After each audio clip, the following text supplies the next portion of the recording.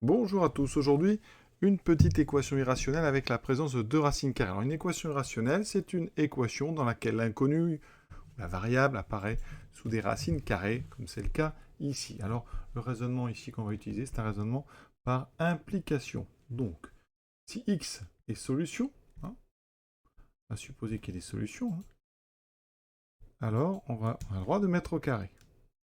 Et on va donc avoir comme ça, hein, ici, des conditions nécessaires qui vont apparaître, et après on testera, hein. On va trouver des solutions donc potentielles, hein, et ensuite on sera obligé de tester ces solutions pour voir si ce sont des vraies solutions à notre problème. Et donc ce que je vous propose, alors il y a plusieurs méthodes, je vais vous montrer d'autres méthodes. Première méthode, on peut mettre au carré. Le carré, c'est quand même le meilleur moyen de faire disparaître des racines carrées. Alors elles ne vont pas toutes disparaître, parce qu'au premier coup ici, en faisant ça, eh bien donc, on aura le carré de racine de 2x plus 5, donc 2x plus 5, moins le double produit. Alors, double produit, je vais tout remettre sous une seule racine. On peut regrouper tout ça. Et ici, on aura plus racine de x plus 3 au carré. Donc, il restera x plus 3. Et ça sera égal à 4. Maintenant, on n'a plus qu'une seule racine carrée. C'est le gros avantage. On va donc mettre la racine carrée de l'autre côté. À gauche, il me reste 3x. 5 et 3, 8, moins 4. Donc 4. 3x plus 4 est donc égal à 2 racines de 2x plus 5 x plus 3. Toujours, hein, si x est solution, alors il doit vérifier ceci. Et on continue, on va remettre une deuxième fois au carré. Donc si x est solution, ça veut dire que 3x plus 4 au carré est égal à 4 fois. Ici, les racines vont entièrement disparaître. Maintenant, on obtient une équation du second degré.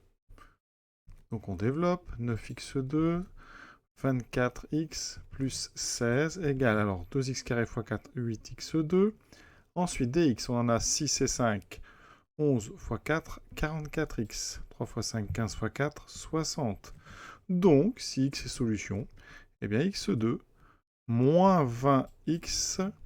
Alors ici, j'avais 15, donc c'est 60. 16 moins 60 moins 44 égale 0. On va résoudre cette équation du second degré dans R. Donc on utilise bien sûr le discriminant, ou alors vous cherchez une racine évidente. Ici, il y en a une, c'est 2. Je vous le dis, moins 2 peut-être, oui, moins 2. Donc, sinon, delta, c'est 400 plus 4 fois 44 plus 176, qui fait 576, qui est le carré de 24. Donc, on a deux solutions réelles. x1, donc moins 20, donc 20, moins 24 sur 2, ce qui fait moins 4 sur 2, donc moins 2. C'était la racine évidente qu'on pouvait trouver comme ça. Et ensuite, 20 plus 24 sur 2, 44 sur 2, 22. D'accord? Pour ceux qui avaient trouvé la racine évidente moins 2, moins 24, c'est le produit de moins 2 par 22. Donc, on a raisonné par implication. Ça veut dire, bien, si x est solution, alors, il n'y a que deux possibilités, x égale moins 2 ou x égale 22. Donc maintenant, on teste.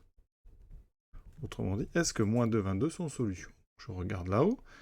Donc racine de 2 fois moins 2 plus 5, moins racine de moins 2 plus 3, aucun problème quand on remplace, ça fait racine de 1, moins racine de 1, ici ça fait 0. Donc vous voyez qu'ici, moins 2 n'est pas solution.